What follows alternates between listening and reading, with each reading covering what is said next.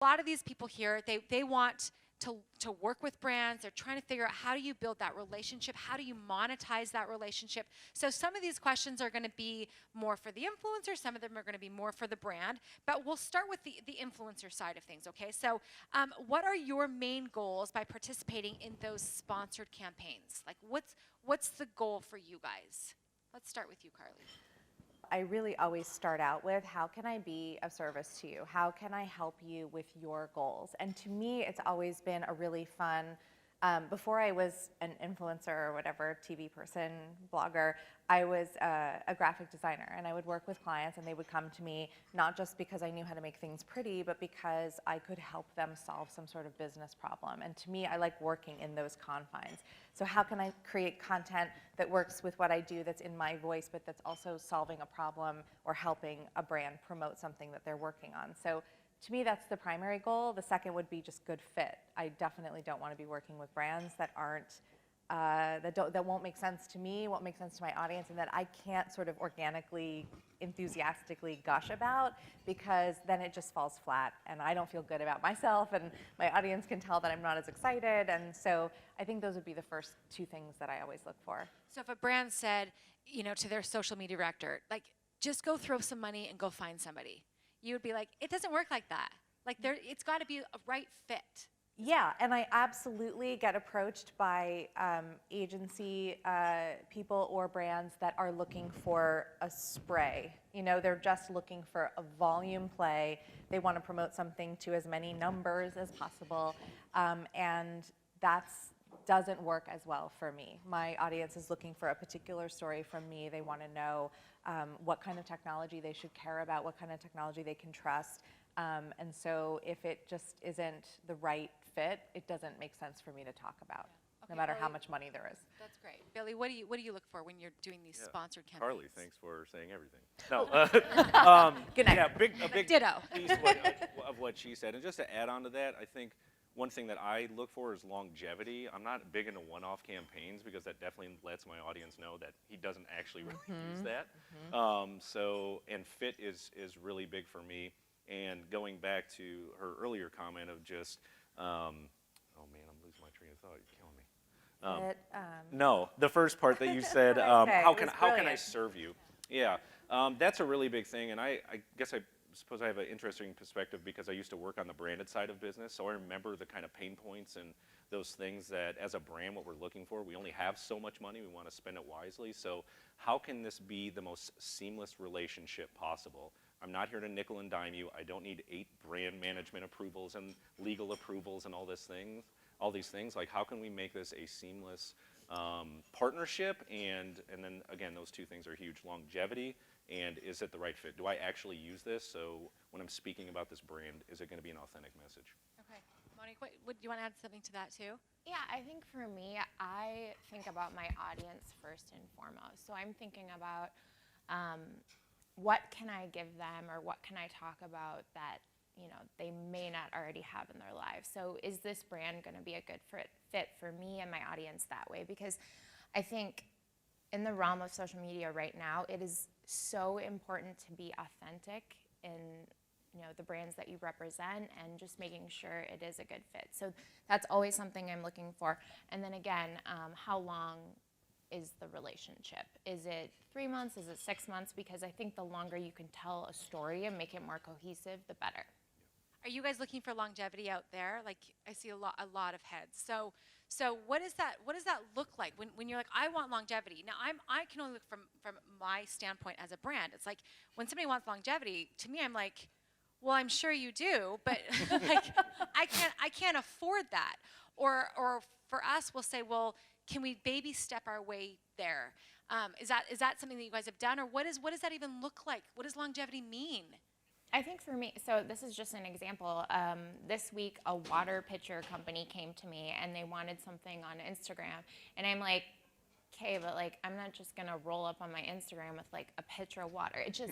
It makes zero sense. Like, I'd rather introduce it and be like, okay, I like this pitcher of water because it's highly filtered, and then the next Instagram post maybe a month later, it's like, you know, I'm making like infused ice cubes with, you know, it's pure, and just like telling the story, because that to me is more authentic than just a one-off. So like a discovery type process. Yeah, and Your so- audience watching you do that. And I always like to communicate that to the brand up front and just help them understand that, because sometimes that's not always where their heads are at.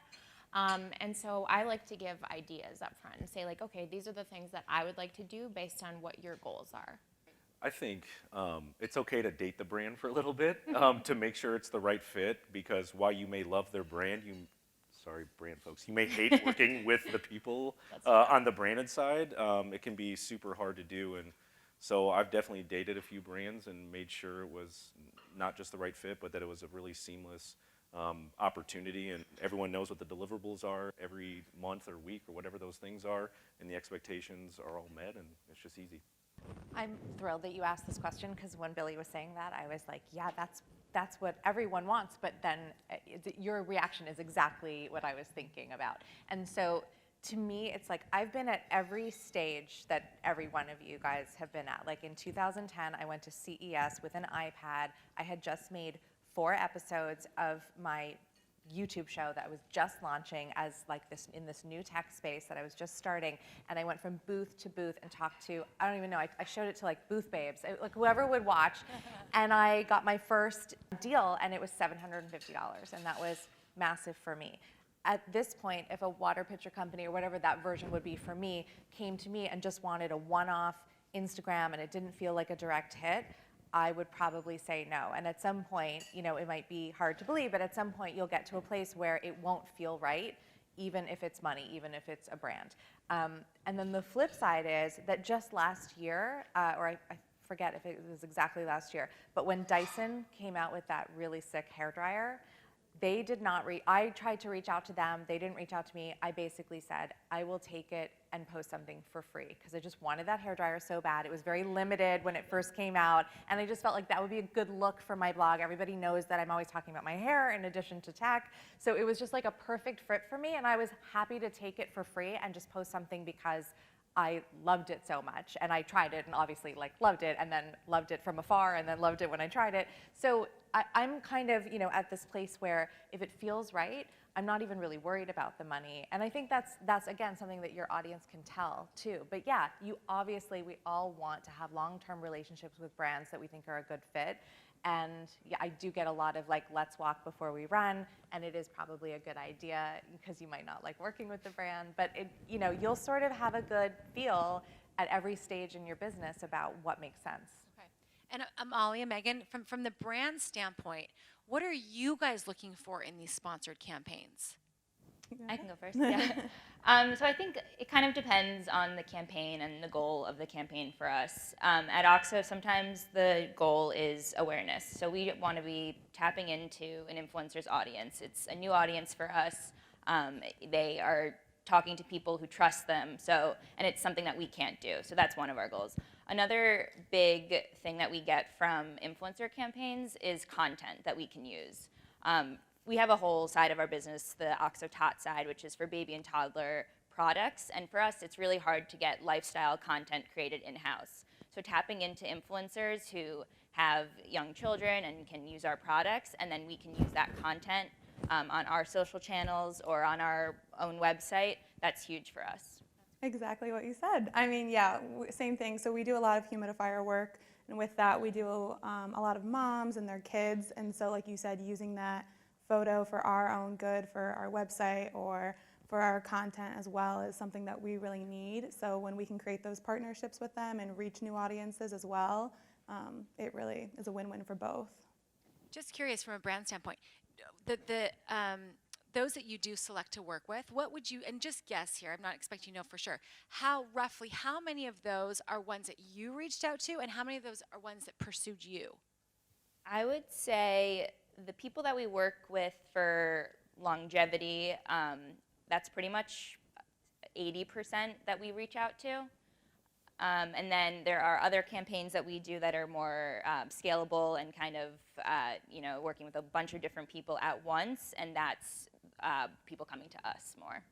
As for us, we tend to work with a little more of the micro-influencers, so we don't have a problem with working with a little bit of everyone and we also work with some bigger brands too, but we, for the most part, get more people asking to work with us than we are looking to work with them. Yeah, okay, great. And then we mentioned that you guys like to use the content. So from an influencer standpoint, how do you guys manage the ownership of the content that you guys create? Like in some ways it's like, it's your baby, and they're like, we want your baby. So like, how do you manage that? Yeah, I mean, I can speak to that to start. I mean, no duplicate content, please. So I always say up front, look, this either lives on your site or it lives on my site, and I'm okay for it being either. Do you have a preference? I mean, I would probably always want it to live on mine so I can drive more traffic there, so those ads will load. Hello, Mediavine. And then, you have to have that in the, in your, man, I just can't talk today. In your contract on the upfront, okay? Or else it's all of a sudden 6 months later you're going to find your recipe on their website, and you know what happened to that, and Google's going to penalize everybody, and no one's happy. So you have to have that clear cut up front. Okay, Monique, what about you? Yeah, same thing. I always try to have ownership over all of my recipes, videos, content. I have gotten a lot of asks recently where brands also want ownership, especially over video, because they want to be able to post it on Instagram and run ads to it. So again, that's an upsell. When I'm doing the contract, I'll say, well, okay, that's an additional charge for, you know. So you're open to it, but they do have to compensate you for them having ownership. Yeah. Yeah. Okay. And you brought up contracts, Billy. So this is kind of a question for both sides equally. Are there any red flags? Are there any things that you wish you knew when you started? Is there an overabundance of contracts that makes a brand not worth looking at? So what are your thoughts on that? Well, I was going to say about the ownership, I'm just really careful with exclusivity and ownership and how long a brand can have content that features me up on any of their social channels or So sites. give us an example. Like what would be? Well, it just depends on the budget. The money goes up if they want to have exclusive. If a smart light bulb company wants to have me on their website for a year, then I am out of the market for many other companies that are all trying to do the same thing. And so, and probably even a little bit after that. You still have the smell of that other brand on you the longer the contract is. So there's a little bit of a dance. And so social is different than blog, and blog is different than video. And if I'm endorsing a product, that sort of puts me out of other opportunities. So the longer they want to have access to that information, or the more places they want to put that information that are sort of more permanent, like in a brochure or something, that is going to be, you know, an upcharge and cost more money. And I'm sorry, I forgot the next thing that you were asking. The next question was contracts, and I'm just yeah. curious because I know there's a slew of different levels out here. Who here is just beginning, and you're like, hey, I could actually. Like, how do you even start a contract? Do we have beginners out here at all? Or most people are like, we've gotten past that stage? Okay, just a handful. So are there any red flags in a contract that you look for specifically? Where like if it's here, like I'm watching for that. Content, we've already gone over that. You're like, if it says content ownership, that's a red flag because you want to hash that out clearly. Is there anything else? I think for me, it's the term. I look at how long they have the term for, because sometimes it's a year and they'll sneak that in there. I look at exclusivity. A lot of those things you can negotiate. So I also look at, ownership, if my name and likeness can be used, if they're going to be using the content in other marketing materials, because sometimes that means that your recipe could end up on a billboard. You just never know. And then it's like, okay, well, I only got paid for this amount of work. So just being aware, I personally recommend having a lawyer review your contracts. I just think it's really smart. And a lot of times brands are willing to negotiate on what you can put in there and what you can't. And so a lot of times I'll end up adding things. Like with my permission only, you're able to, put it on your website, just as an example, but something like that. Okay. And when you guys talk about negotiating, what have you guys found is the best way to do that? Are you guys are there phone calls? Are we doing this over email? Are you working with one specific person, or what does negotiating look like for you guys? Yeah, for me, I mean, I imagine most of y'all do have set price points that you kind of go in with. This video is X amount of dollars. If we do so many in a year, it will be X. Or maybe it's just photography, written blog, recipe, whatever those things are. So I usually go in knowing what my price points are at an all fixed cost, because being on the branded side of business, I mean, it can be a headache when, I'll just go from the agency side because influencer marketing wasn't quite a thing back then when I was in there. You know, it can be a nickel and dime. Well, we ran to the gas station and got 8 cups of coffee, and it's like all of a sudden you're seeing that as a line item on your final invoice. So what is your all-in cost to go to the brand with is really important, I think, personally. But negotiations, I mean, I'll be shallow. You can start high and see what they say and work your way from there, you know. They know what their budget is, and meet in the middle somewhere. Okay. Yeah. And Amalia, Megan, from your standpoint, when you've got an influencer, you're ready to put that contract, or you think you want to go down that route, what are, actually, maybe I'm going to back up even a little bit before we go there.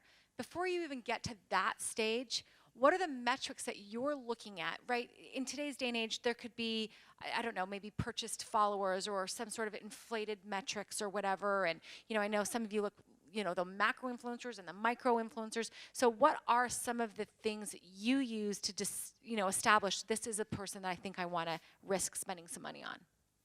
I think for us, we really look at engagement. We want some of that authentic communication going on, people asking questions about our brand, people commenting on our brand, and just moms kind of talking about what it is or how they like it or if they own that product as well.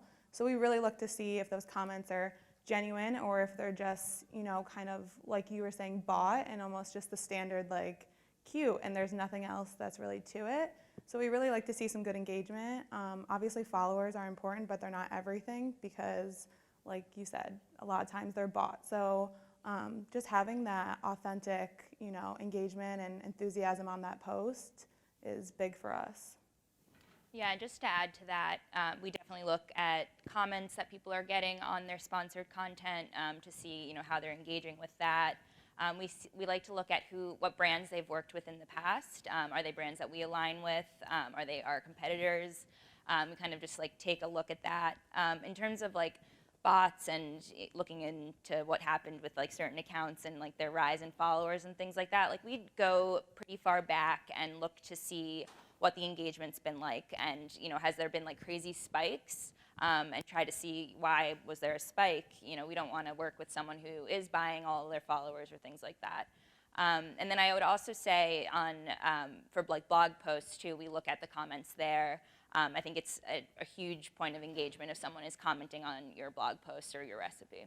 Okay, well, I'm glad you mentioned bloggers because the vernacular we were using was somewhat Instagram focused. And so with bloggers, are you guys open to using all sorts of social media? You just kind of look at the engagement there regardless? And what is your take on today's day and age of Instagram versus using a blogger?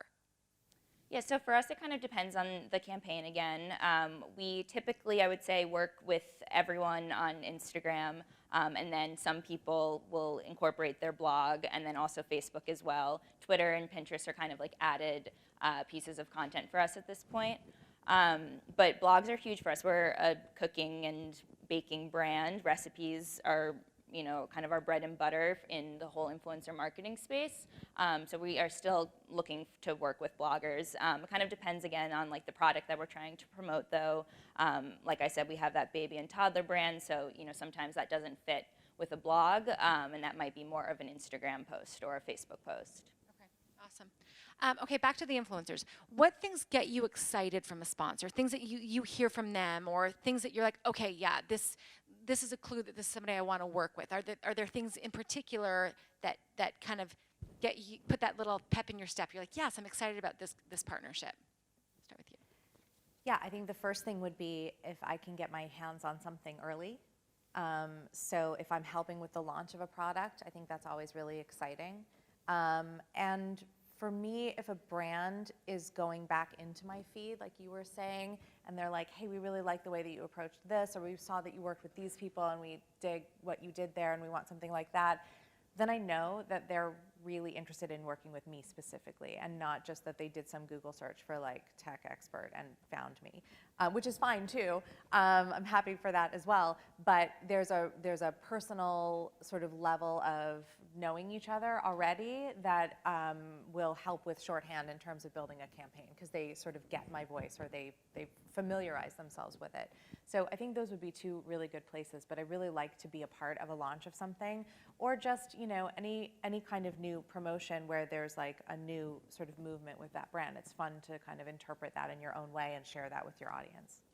Hey, Billy, what about you? What do you Yeah, look for? all of those same things for sure. I don't know, we get looks at early product because it's just food, but Right. you have way cooler stuff than we do. So for me, I know this is probably so dumb, but I'm going to speak from the video side of things. When someone does not want to do a tasty style video, it gets me extremely excited.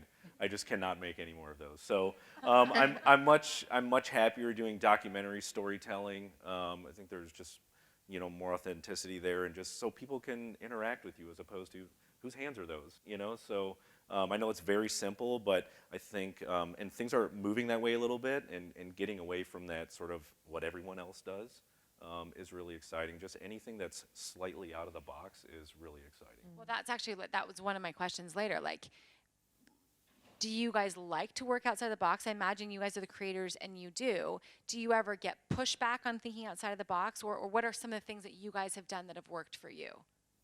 Oh, go ahead. No, you go. I was going to say, no, I've never gotten pushback. I think brands are really excited to hear new options, because I think they too are sick of the same things that you scroll through your news or your Facebook news feed and just see these hands and pans videos. I think they're eager to hear more ideas. And I had a great conversation with a brand just 2 months ago. They're like, this is awesome. Like, we haven't, you know, we keep seeing the same things. This is nice just to see a nice change up. Yeah. Monique, what about you? Both thinking outside the box, and what gets you excited to work with a company?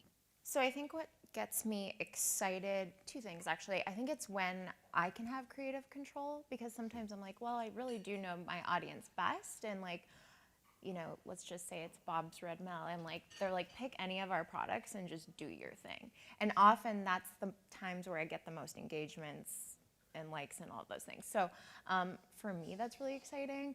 And then, but I also love when there's like a campaign and they're like, okay, well, we want you to like, you know, use this, we want you to use tahini, and we want you to use like almond flour. And I'm like, oh, cool. Like, and it's creative for me in that way too. And how can I best show off that product that is just fun and engaging? So, yeah. Okay. It just makes me think about thinking outside the box a little bit. I think, and my brand's really, really small, but I think sometimes with Silver Fern brand, we don't necessarily know what we want. So we really appreciate somebody that go, okay, how about no more of those videos? And I'm like, but they're everywhere. You're like, yeah, no more of those videos. Let's do something new. Like from a brand standpoint, that adds value to us. And sometimes we don't know, because we're so focused on our product, and like, you know, we're in the formulation side of things. We're not necessarily in the how can we make people think this is amazing side of things. So That's why I think it's so important too to have a media kit that shows off all the different examples of work that you have done and can do for a brand. So like, if it's like not just Tasty Style, but also on camera, or there's Instagram, or there's stories, and it's like, how can you pick and choose to make it best for the brand? And I think leading that conversation is often best, because again, most of the time we do know our audience best, and maybe my audience interacts with me more on Instagram stories than his audience does with him, you know, just as an example. So like, everybody's is going to be different. yeah. Okay, so Amalia and Megan, along those same lines, how many of your campaigns are you like, listen, this is really what we're looking for, and how many of your campaigns are like, hey, we trust, we know you and we know your audience, just go crazy with it? So I think it's somewhere in the middle. Sometimes we are launching a new product and we need the influencers to talk about that specific product. Other times we're like a little more general, like we are talking about healthy eating because it's January. What do you think of? What OXO products do you want to use? And like, you know, we let them do their own creative styling and do it in, you know, whatever products they are interested in trying. So it really depends on the product and our goal and what we're trying to talk about. Okay, Megan, what about you? No, I 100% agree. It depends on kind of, like you said, the season of things, especially for us being a humidifier, cold and flu season. If we have a campaign that we're already doing, then we kind of already want you to continue with that and stick with the product that we're kind of giving you. For the most part, though, we still allow you to have that creative leeway and kind of do what you think is best. Because like you said, at the end of the day, you do know your audience better than we do. And when you guys are working with partners or looking for potential partners, what are the things that gets you excited? Or, so that maybe be one element that gets you really excited, or what is something that you've maybe seen that helps them stand apart from the rest? Where it's, if you're getting 100 emails, like, what are things that you're looking for? What helps them be unique? Or maybe speak to that a little bit. Yeah, so for us, something that gets us excited is if they're already using OXO products, or if they have a really interesting story about how OXO plays a role in their life. OXO is kind of a unique brand that it's in a lot of people's kitchens, and a lot of people have some good stories about how they first interacted with the brand, like, you know, their mother gave them the salad spinner for their new apartment or something like that. And so when people share those stories, to us, that's like really genuine, and they seem like they really are excited to work with us. I think same thing. We like when people have already either had our product, or when they do reach out, they say that they have a story like similar, like, oh, I've used your humidifier, when my baby was sick, it was great.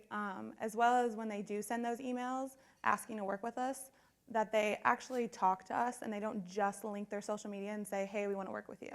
I think when you actually start a conversation, introduce yourself, as well as like kind of give a little background on who you are and how you know our product or found us, I think it's nicer and, you know, creates a better overall experience. Yeah, I'm glad you brought that up, because I was thinking the same thing of the ones that we have worked with, hands down, if longevity really is the goal for us, longevity has come from a relationship where it wasn't just an email. It may have started an email, but it became, I love the ones that say, hey, I love your brand. I'd love to learn a little bit more. Is there any way we can get on a 15-minute phone call? Like, because then there's a human at the other side, and then you start to build those relationships. Or conversely, you're like, yeah, we cannot work together. Like, depending on how that goes. So, okay, let's go back to the influencers, and let's see.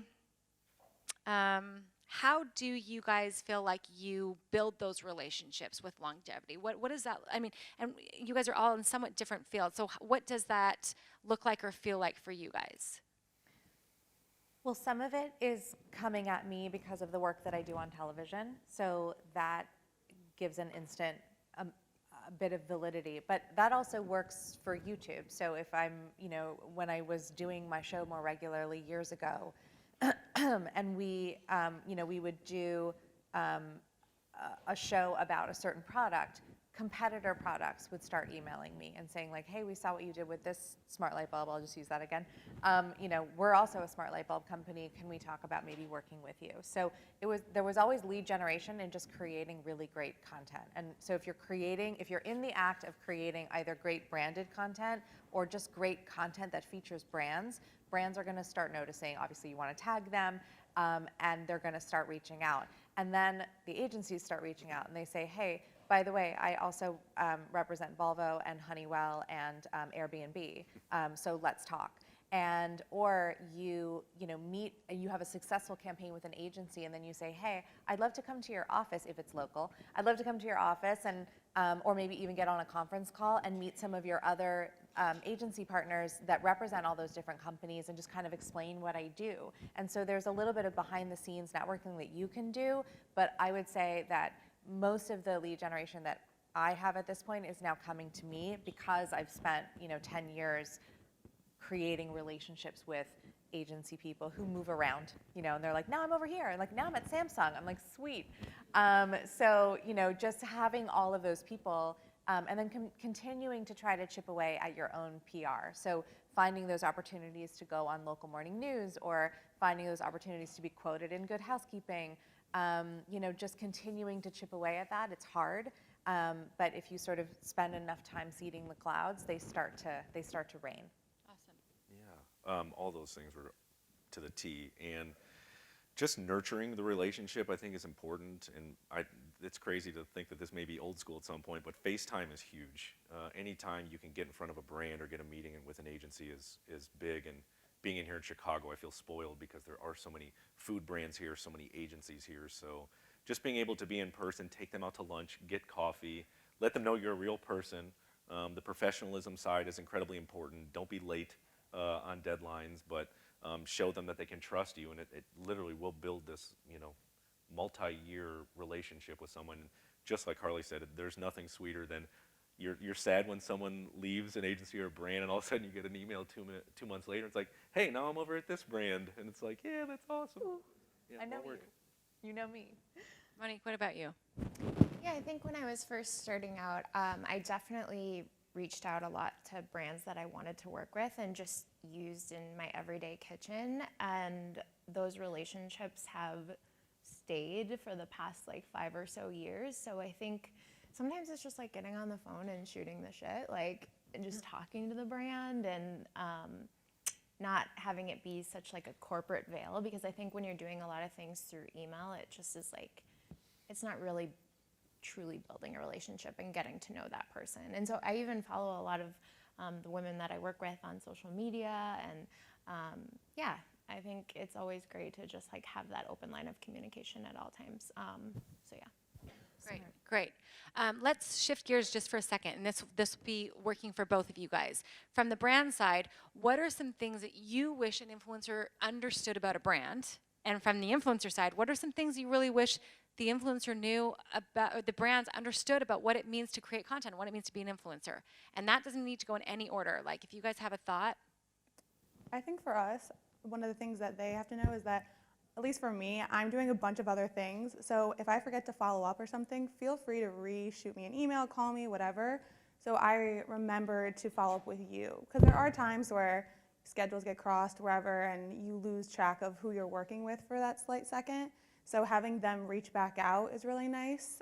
It always kind of just reminds you, oh yeah, this is still going on. We're still enthusiastic about working with you, and kind of helps us keep on track with everything as well. I'll just add on to that really quickly. When they say reach out again, don't send the same email. Like, don't copy and paste the exact same email. Like, then you're like, oh, it's more like, hey, I know you're super busy. I wanted to reach out in that sort of way. We've had people copy and paste. You're like, oh, yeah, don't do that. And just never take it personally. I mean, I literally sent almost 12 emails to the Today Show producer that I worked with the first time to try to get back on the second time.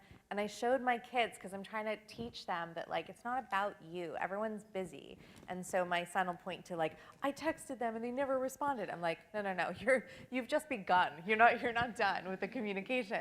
So I think it was literally 8 to 10 emails where I was like, hey, just checking in again. And it's like, until you get a no, it's not a no. It's just a busy. So you just keep being cheery, and you keep being positive, and you keep being like, hey. And I used to send emails like, hey, I just wanted to send you a clip of something I did locally on KTLA. I'd still really love to come back.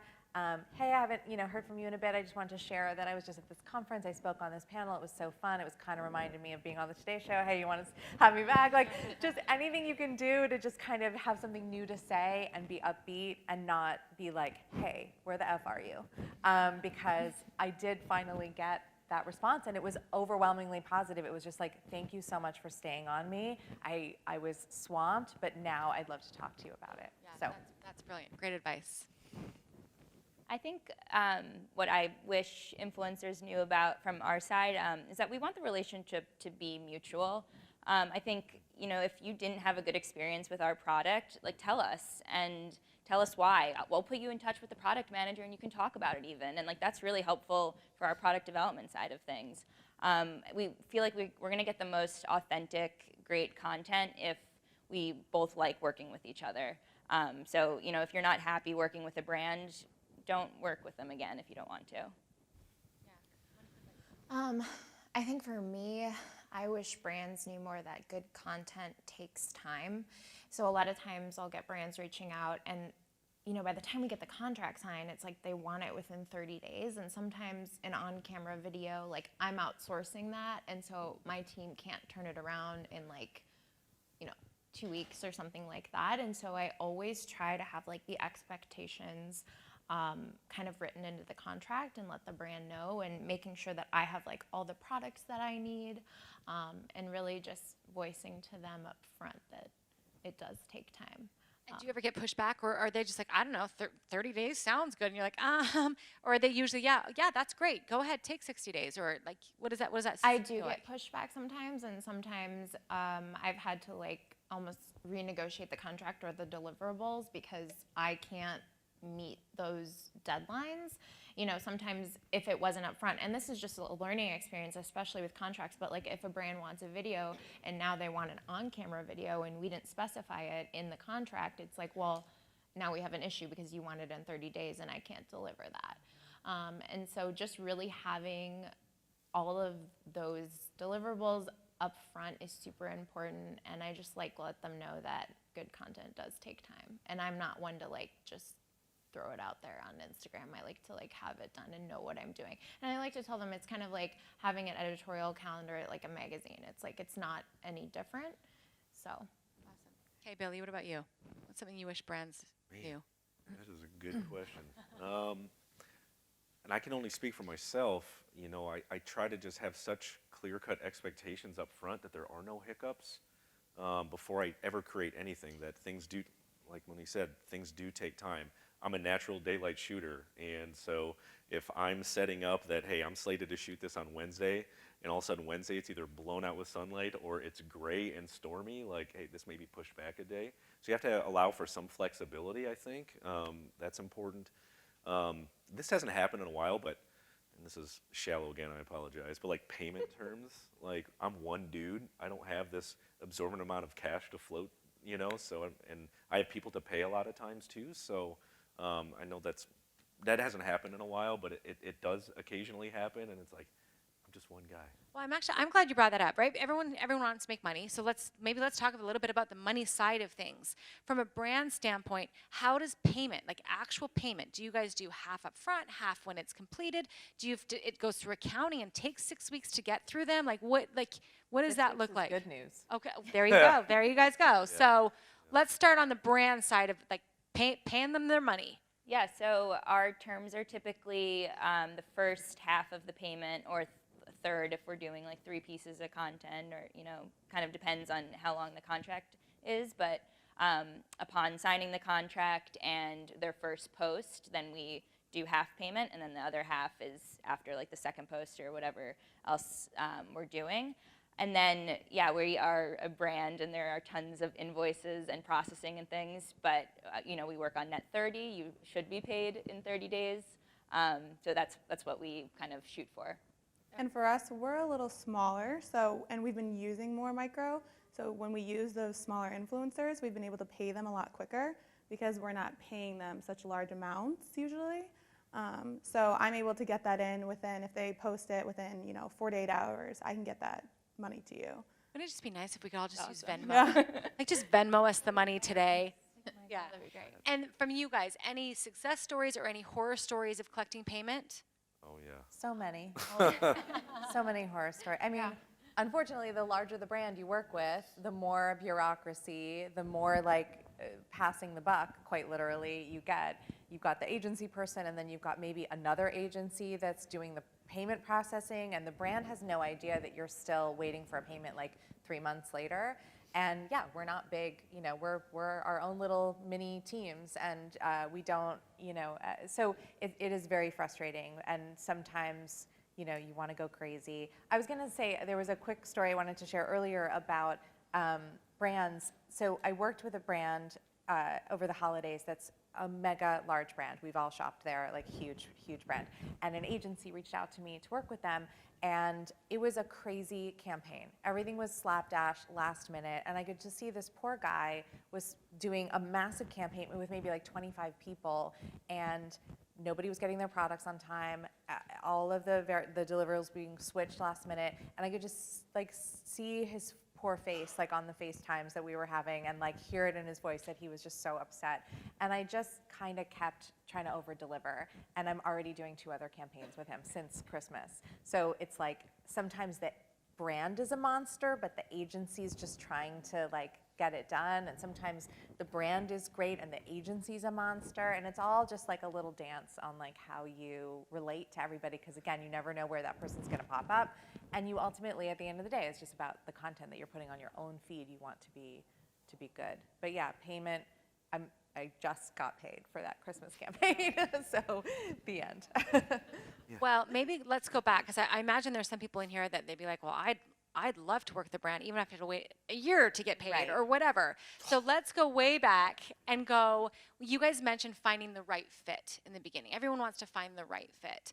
But when you're young and you're fresh and you're just starting and you're like, I just want to get my name out there. How do you balance trying to build your own authenticity and taking a paycheck that's going to keep you going? Like, any advice on the beginning days? I mean, the way that I kind of got started maybe back in like 2013, 2014 is I immediately opened up my cabinet and I was like, what do I even work with? Am I even paying attention to what I'm buying at the grocery store? And I'm like, wow, I have the same brand over and over again of this, maybe they make a couple different things. It's like, well, I'm going to reach out to them. And, working on the brand side of business, I always kind of understood how expensive it was to get content from an agency. And so, and some of my friends will yell at me for this too, because I always try to come in so cheap that it doesn't make sense to not work with me. And just to be able to get my foot in the door, and especially, and I was smaller then. So it was like, yeah, you produce really nice stuff. It's only that. And it's like, yeah, well then that builds the relationship. And guess what? I'm talking to them every month. I'm not just talking to them once a year. I always want to be in a brand's ear or an agency's ear on a monthly basis, so I'm not forgotten about. I don't want to price myself out of the market, so I only get a gig every 6 months or 1 year. That's never what I wanted to do. Yep. That's great advice. Monique, what about way back when you were just starting? Yeah, I mean, I was working a full-time corporate job and doing my blog, and so what I would try and do is exactly what Billy said, is just like find the brands that I was already using, like Almond Breeze, Blue Diamond Almond Breeze, and that was like one of my first big brands that I worked with, and I just reached out and I said, hey, like I actually made a recipe and posted it on my blog. I took a picture of your almond milk with it. Like, here are the stats on Pinterest. It like went viral. Like, would you want to work together? And it wasn't a lot in the beginning, but the relationship, I've had the relationship for like 5+ years now. And so it just goes to show that like sometimes you can take what you can get, but I think too, like, the authenticity and making sure that it is a brand that you do want to work with is important. But the small relationships matter, and they will grow over time. Yeah. Well, you brought up something that makes me think. You mentioned statistics and all the analytics.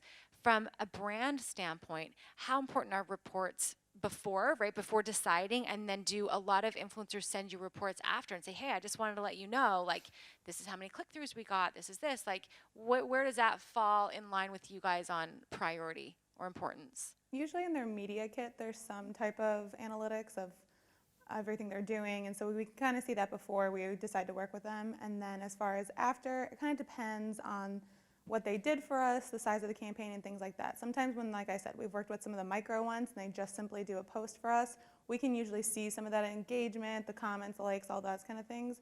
So we don't necessarily need a report to be knowing any of that information. Whereas one of the like bigger things we do, then yeah, we like to see those reports and make sure that our money was well spent.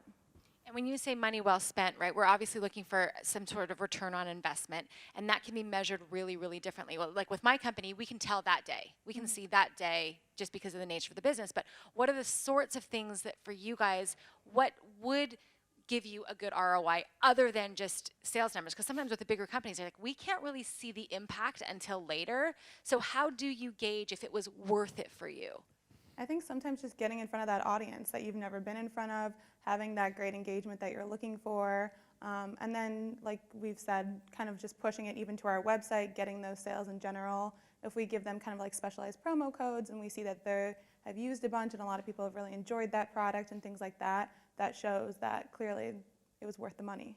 Okay. Yeah, and for us to measure awareness, we're looking at engagement, so your engagement rate, the comments and the likes you're getting. And then we do like to look at if you are driving people to our website. It doesn't have to result in a sale, but what kinds of people and like the quality people, are they viewing a lot of pages? Are they spending a lot of time? Like those are all really good statistics for us. The other big thing that we like to look at is our Instagram, like page views to our Instagram page during a campaign. Like did bring more followers to us or views on our page? And the other great one too is are people bookmarking the post? I feel like that's like a great way to say like this content is really great. Like I want to reference this later. So if you can share things like that with the brand, I think that's huge. Yeah, great point.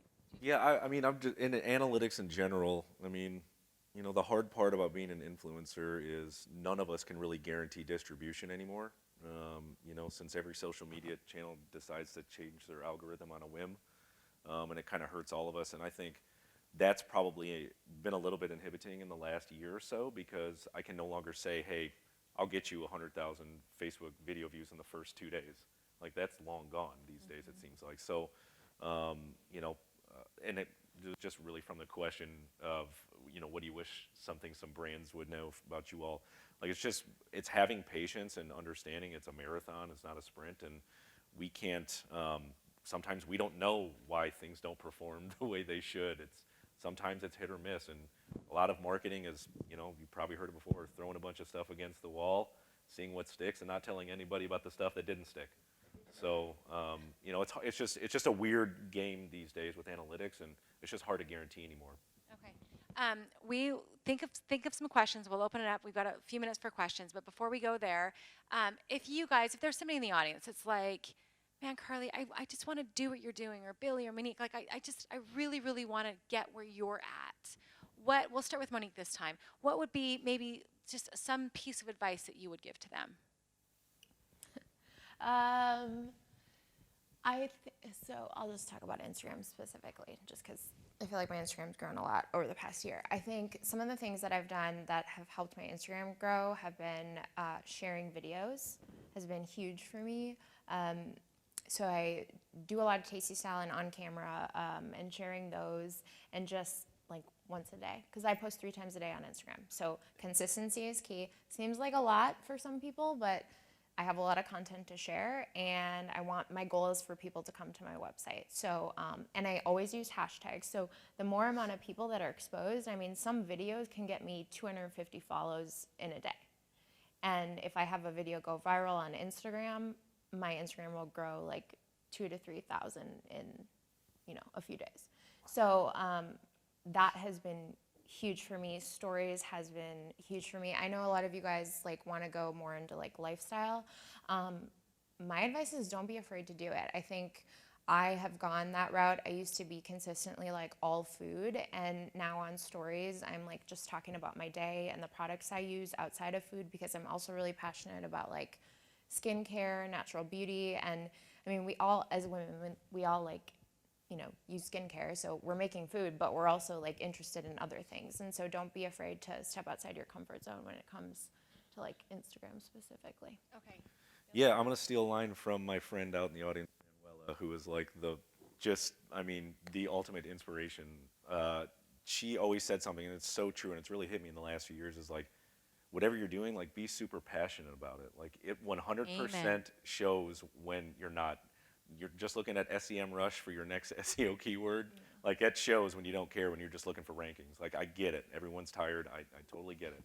But if, you know, whatever that thing is, like, be super passionate about it. Show your love for it, because, gosh, it just comes through completely. Yeah, and you know what I've found, this is my little aha, is like, I don't need to be passionate about what you're passionate about, but when it comes through, like Abby's one of the ones over there that's organized this conference, and she'll get on there and she'll be ridiculously passionate about seeds she's going to garden, or ridiculously passionate about herbs. I could care less about those things, but just having that passion, it sparks something in me. Like, it's not tangible, I don't know what it is, but I come back more, not for the seeds and not for the herbs. I come back because it reignites the things that I need to be reminded of what I'm passionate about. So I love, love, love that advice. Okay, we'll finish with you. Piece of advice. Yeah, I would just say, and I think I might have said it before, but just be in the act of creating. Just go do it. So for me, I just was so, like, it was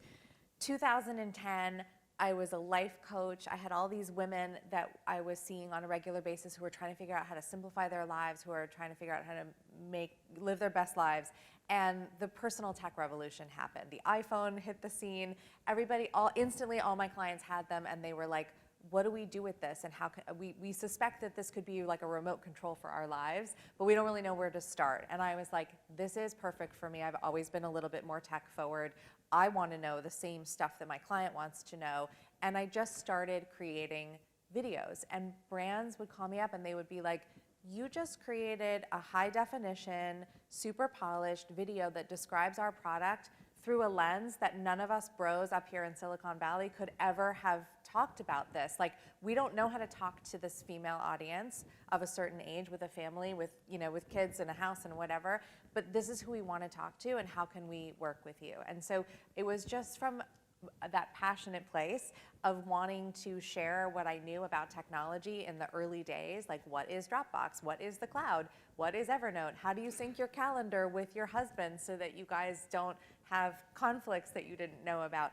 That kind of stuff, that's where it all began for me, and I wasn't working with brands. I wanted to be, and I wanted to create content that was brand friendly, but I just was sharing what I loved and what I knew, and I would just say, keep doing that. And you know, even things like we've been talking about how to shift out of your niche and into lifestyle, I just talked about the hair products that I like because I have curly hair, and curly people always want to know what other curly people are using. And now I work with some of the brands that I talked about, not because I talk about hair stuff every day, but just because it was organic and genuine, and I was passionate about it. Same with clean beauty, same with aromatherapy, like things that I like outside of my life. And it's actually really how I started working with HGTV, because I love home design, and I'm a tech expert, and then that turned into smart home and building a smart home sort of credibility in the marketplace. So I would say, just make your great content and be passionate about it, and the brands will come.